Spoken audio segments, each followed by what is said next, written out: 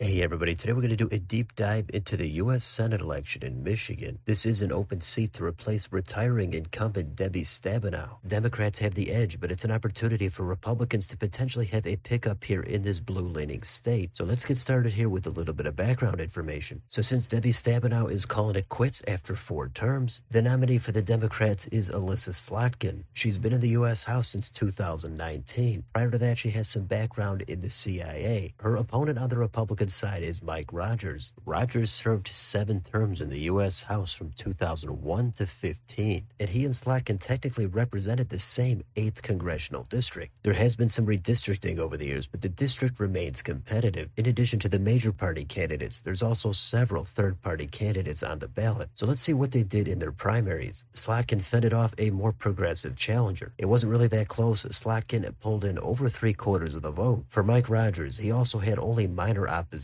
He won with almost 2/3 of the vote. If you want to compare raw vote totals in the primaries, Democrats were over 933,000, while Republicans were over 879,000. I don't think there's much value in it, but if you do, Democrats had the edge. Now let's go down here and see how this race is rated. We've got a toss-up from Cook Political Report, Decision Desk, and Larry Sabato have it at lean Democratic, while Inside Elections has it at tilt Democratic. My own rating on this has been lean Democrat. There's certainly an opportunity here for the Republicans, but looking at statewide elections over the past few cycles, it's easily Democrats that have had more success. Republicans did have some success here statewide, especially for governor in 2010 as well as 14, but they have not won a U.S. Senate election here since way back in 1994. So even though it's considered a purple state, and Trump did win this state in 16, I would say it would be a moderate surprise if the state went red for Senate. Down here, you've got campaign financing. Here, Slotkin has the clear advantage. She's currently in office. Rogers has been out of office for almost 10 years. Plus, Slotkin is viewed as kind of an up-and-coming type of Democrat. Rogers is a little bit older. His experience might be beneficial, or it could come back to hurt him. So I don't think money matters that much, but Rogers is trailing a little bit here on the fundraising. Now let's see how some of these counties have trended on a presidential level. Let's go right into the most populous, where Detroit is. We've got Wayne County. Democratic support here is clearly lower than when Obama was last on the ballot in 2012, but it's also a couple of points higher than it was in 2016, where there was increased third-party vote for president. On the other side, you can see that Trump is doing better than Mitt Romney did in 12, and also about 1 point better than he did in 16. But overall, this county is still very, very blue. Now, north of there, we've got Oakland County, which is more suburban. It's still clearly blue. Obama won this county by 8 points. Then in 2020, the margin widened to about 14 in favor of Biden. How about next to that, we've got Macomb County. This one favors the Republicans. Obama did win it in 12, but Trump flipped it in 16. Then in the last election, his level of support was stagnant, while Biden's went up 3 points over Hillary. A county that is more higher educated and higher income is going to be west of Wayne County in Washtenaw. This is actually bluer than Wayne County. You can see Biden did almost 5 points better than Hillary in 16, while Trump's support has declined just a little bit. A little bit out west, we've got Kent County. That one did vote for Romney in 12, and it also voted for Trump in 16. Then in 2020, Biden flipped it and won it by more than 6 points. Now, obviously, we can't look over every county, but if you look at some of these red counties, these ones were already pretty red back in the days of Mitt Romney. But then in 2016, Trump accelerated those shifts, and he won them by even wider margins. He's easily getting 60 or even 70% in many of these counties. Now, some of them, but not all of them, he did actually regress in 2020 and lost just a little bit of support. Trump, but also Mike Rogers, is going to have to maximize his support in these counties, especially with white working class voters, if he's going to want to win the state. If he's getting 63%, he's going to need to get it up to 65. The last county we'll look at here is going to be Saginaw. This might be the closest thing to a bellwether. In 2012, Obama easily won this county by about 12 points. Then in 16, it swung hard to the right. Trump won it by over 1 point. But then in 2020, it was very narrow, but Biden carried it by about 3/10. So there's a lot going on in this state. Definitely some blue counties that are not just centered around Detroit. Now let's look at the last U.S. Senate election in this state, which was in 2020. That was also a presidential year, so it had higher turnout. Gary Peters won this, but it was by under a 2% margin. He didn't even hit 50%. He's sitting at 49.9. John James got 48.2. If you go down here to the county map, Peters did narrowly carry Saginaw County, but John James was able to carry Kent County. So again, Saginaw might be the county to take a look at. And you can see even in a presidential year, this state can be highly competitive for U.S. Senate. Now let's move on to the official campaign websites. Here it is for Elissa Slotkin. If you want to read more about her, see where she stands on the issues, take a look at her merch or donate to her campaign. And here it is for Mike Rogers. Here you can see what he's up to. Take a look at his stand stance on the issues, volunteer for his campaign, or buy some of his merch. Now, if you're looking for a debate, we did have one very recently. I did watch it, and given how some candidates are declining to debate, it almost feels like a victory that we're getting to see these two on the stage. So even if it's just the one, if you're from this state or if you're interested in this race, the links will be down below in the description. Now let's move on to the current polling. Right now in the aggregate, Slotkin is ahead by about 4 points once you even everything out. She's close to 48%, while Rogers is close to 44%. If you look at the individual polls, Slotkin is ahead in almost all of them. There's one tie and one where Rogers is actually ahead by 5 from Atlas Intel. That one seems like an outlier. A couple of these Slotkin is hitting 50%, but the more recent ones, she's only in the high 40s, while Rogers is in the low to mid 40s. Now let's compare this polling to how accurate it was in the last Senate election in 2020. Here they had Gary Peters ahead by either 7.6 or 5.4. Now, of course, the actual result is he won by under 2 points. In the individual polls, Peters was over 50% in almost all of these. That wasn't too far off from the aggregate polling, but John James' support was in the low to mid 40s. So whatever happened in that race, John James' support was underestimated by at least a few points. Finally, let's get on Polymarket and see where people are putting their money. As of the time I made the video, Slotkin the Democrat is at about 76%, Rogers the Republican is at about 22%. This could easily change if some more polling comes out that shows it potentially competitive, but for right now it's a clear advantage for Slotkin. So what is the conclusion here for Michigan? Well, I would guess it's going to be Elissa Slotkin's race to lose. Rogers is going to have his work cut out for him. I think Slotkin has the right kind of personality to be able to win this seat. She's going to have more appeal with suburban voters and women. Rogers has been in politics for a while, but he did take some time off. Some people might value his experience, or they might think he's a career type of politician. Some of the issues are going to favor Slotkin, most notably abortion. Rogers is hoping to connect with Trump voters, given he seems to be polling a little bit behind Trump at the top of the ticket. But there's a ton of other issues in this state: unions, electric vehicles, immigration, the Arab vote. It goes on and on. My best guess is that Slotkin is going to win this seat unless a red-leaning type of national environment develops in the final couple of weeks. If that happens and there's some sort of a hidden Trump vote that's not exactly being captured by the polling, then I could see Rogers pulling it out by a couple of points. So I'm not going to count him out. This should be a close race. But for the time being, if I had to bet, I would agree with this market and say Slotkin is going to be slightly favored. So that's a look at this U.S. Senate race in Michigan. Let me know in the comments, what do you think about what's going on in this race? Do you think Slotkin is the right candidate for the Dems? Do you think Rogers is going to be able to pull out a win for the Republicans? Which issues or which counties are you taking a look at? How is this race going to tie into the presidential race? Let me know down below. On your way out, don't forget to like, share, and subscribe, and join if you'd like to support the channel. Thanks for watching, and I'll see you next time.